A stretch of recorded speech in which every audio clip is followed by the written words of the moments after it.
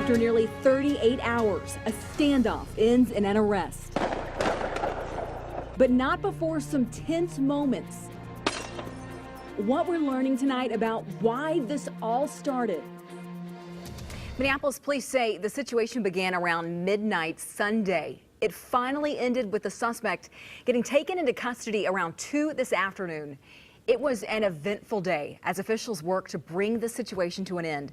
Our Todd Wilson has been tracking this story for the past 2 days now, and he joins us live with all the details, Todd, including why this may have happened. That's right. Now, this is the man we're talking about is 43-year-old Rashad Bowman. Now, he's been in custody since about 1:43 this afternoon. He is having some medical attention to him. He is unharmed, but we understand things began to escalate tremendously earlier this morning. And at one point, he even threw out an electronic device outside the hotel room window.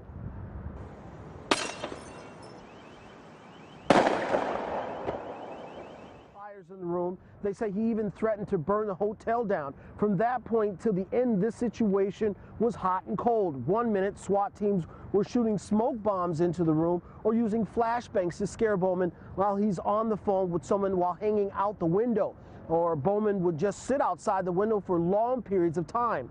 All of this comes 24 hours after a 40-year-old woman who was in the room with him was released to safety. Now, authorities say there were ongoing negotiations, but eventually they simply had to go in. When officers rammed the door, there were a number of items, including mattresses and other things from inside the room, stacked against the door. It's very difficult to get through the door. They actually broke the door in half and rammed the door off its hinges to get that door to move so they could get inside the room. That took quite a bit of time. Now, I do want to remind you now, the authorities first showed up here at the Graduate Hotel for a welfare check, but also that he had a warrant for his arrest out of Arizona. Now, here what we understand is that we just recently spoke with a friend of Bowman's, and we understand that he was upset over the custody of an exotic cat, but also the suicide of his daughter. We'll have more on that coming up at 5 o'clock. Live in Minneapolis, Todd Wilson, 5 Eyewitness News. That is our Todd Wilson. Thank you so much. And new at 4:30, Metro Transit Police have identified the woman hit and killed by a light rail train Sunday in St. Paul, a 60-year-old Kim Hauer of Minneapolis. Hauer was struck near University Avenue and Pascal Street. Officials say she was hit while standing in the area between the tracks. She died right there at the scene. An investigation could take weeks to complete. Police say it was an employee who shot and killed a woman inside a St. Paul convenience store last night. Police say they have spoken to the worker. No arrests have been made. The shooting happened around 7:30 last night in the 600 block of Payne Avenue. The woman died at the scene, and police say this is St. Paul's first homicide of 2018. The Patriots and the Eagles are just 5 days away from battling it out in Super Bowl 52 at US Bank Stadium in Minneapolis. Unless you've been living in a cave, you've probably noticed a lot of media coverage of the big game. They're already making it to town. And come to think of it, you could probably see it in a cave as well. But it hasn't always been this way. Tom Hauser is here to show us how media coverage of the Super Bowl has evolved since the Minnesota Vikings were in the game a few times in the 1970s. I'm excited to see these images, Tom. Yeah, Lindsay, I'm in the biggest media cave of all right now. This is known as Radio Row. As you can see, there are hundreds of people here in the media, not just from radio stations, but also TV stations and internet operations and other media I'm not even aware of at this point. And if you were a time traveler from the 1970s and you came here, you would find this spectacle hard to believe.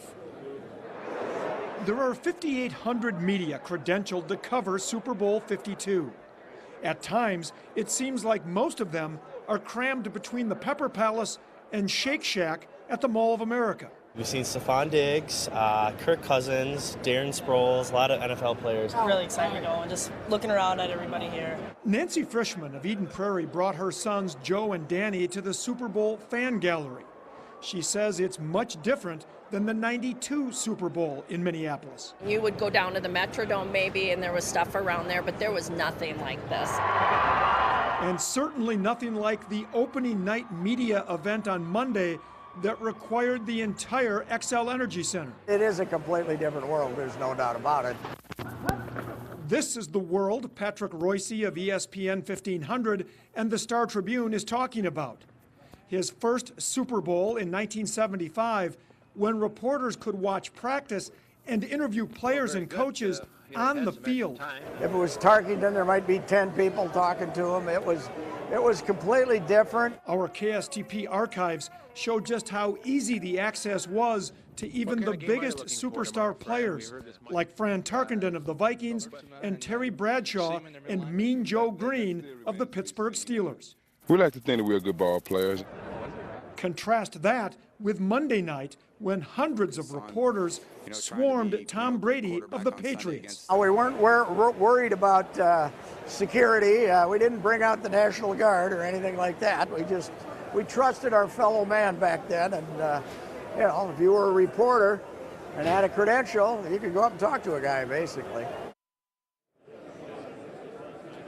Yeah, it's hard to do that now, especially with the teams that are involved in the Super Bowl, but this is how far we've come. Like I said, more than 100 outlets out here from more than 25 different countries broadcasting from this Super Bowl. The good news for football fans is if you come out here, you can see a lot of these football stars in person, but I have to caution you, they have signs everywhere that say no autographs. And for the most part, they stick to that. But I got a feeling if you're a little kid and you're a big fan of some of these players, they might break that rule. Live at the Super Bowl Fan Gallery at the Mall of America, Tom Hauser, 5 Eyewitness News. Never hurts to try. Thank you, Tom. Now, while the Minnesota Vikings and their fans were disappointed over losing the NFC title game to Philadelphia, the Eagles and their fans haven't stopped celebrating yet. Sports director Joe Schmidt is live at the Wells Fargo building overlooking the U.S. Bank Stadium, a great view. And Joe, you have a personal story of a player and his wife who shared the moment in a very unique way. Yeah, some fun stuff. If you ever want to witness the thrill of victory and the agony of defeat, that's all you have to do is watch the families of the players. When the Eagles beat the Vikings in the NFC Championship game, the families of those players were either celebrating or they were consoling.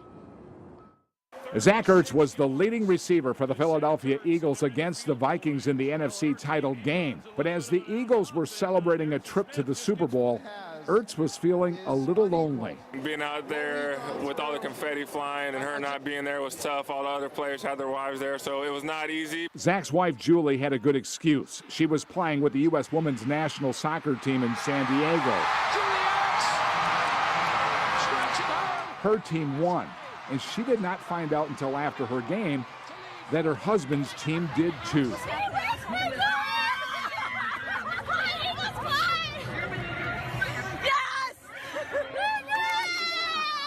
This video went viral. I just think, I think people relate to a loved one living out their dream and you being able to see it. Zach was able to see Julie's reaction in the locker room after his game. I wish she was here, obviously. Tough not having her here, but I can't wait for her to get home, celebrate with her. This is his moment. This is his game. My family, his family, we're here to support him and all of his hard work. 2 world-class athletes. Julie has already won a World Cup. Now Zach is trying to win a Super Bowl. Well, I think they're both big. I mean, they're both huge. It's as far as you could go in your sport, and that's massive. That's huge. That's an amazing accomplishment. It certainly is. Julie was actually working for a TV station in Philadelphia yesterday, interviewing her husband, Zach. They do not have any children yet, but here's a guess. When they do, their kids will not be on the B team. I think they got some pretty good genes there. Back to you guys. All right, thank you, Joe. Still ahead on your news at 4:30, President Trump is giving his first State of the Union address tonight. What the White House says Americans can expect from this big speech.